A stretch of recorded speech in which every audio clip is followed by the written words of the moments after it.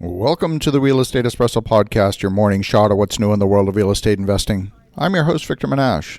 On today's show, we're talking about global shipping. This week, global shipping prices hit an all-time high.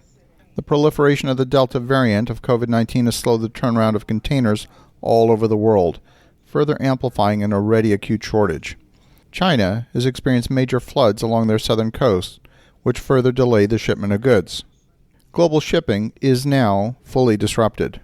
Shipping rates this week hit an all-time high of $20,804 for a single container transiting the Panama Canal from China to the U.S. East Coast.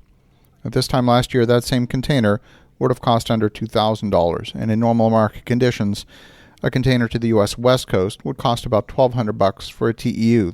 That's the small-sized 20-foot equivalent unit container. Containers come in three sizes generally, 20-foot, 40-foot, and 53-foot sizes. In some isolated cases, prices have hit nearly $30,000. The higher container cost is translating into higher charter rates for ships. Shipping companies naturally are responding by diverting capacity to the highest-paying customers on the most lucrative routes.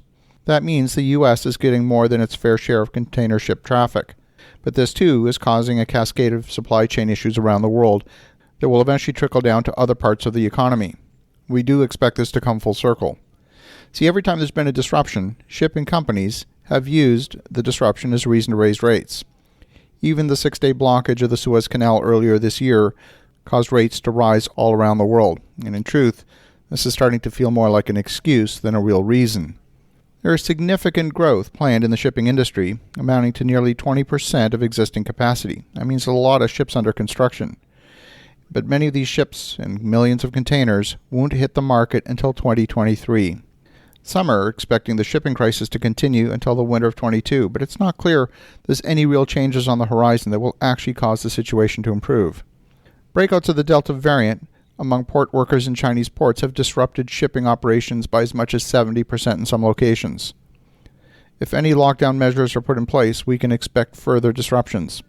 Chinese ports are now requiring ship's crews to be tested and quarantined at anchor before being allowed to tie up along the dock. This is further slowing the flow of ships in and out of China's shipping ports.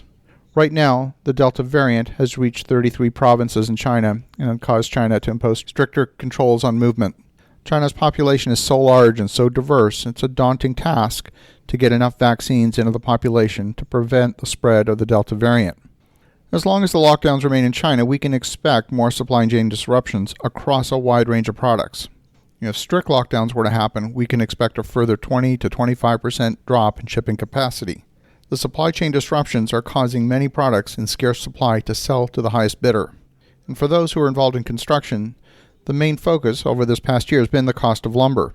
But now that lumber prices have started to moderate, the focus has shifted to hundreds of other commodities, including everything from plumbing components, electrical components, appliances, and construction specialties like door hardware. So what does this all mean? As a minimum, it means higher prices for a lot of products and commodities. The number of times that we search for products and find they're out of stock with months of lead time is now pretty routine. This raises a question about inflation. How long do prices need to stay elevated before they're no longer considered temporary? If a supply chain disruption lasts well into next year and we experience a year or maybe two of higher prices, product shortages, and elongated lead times, what are the implications? It means that you can't make any assumptions about the availability of product. And just because a product is in stock today doesn't mean it'll be in stock when you need it.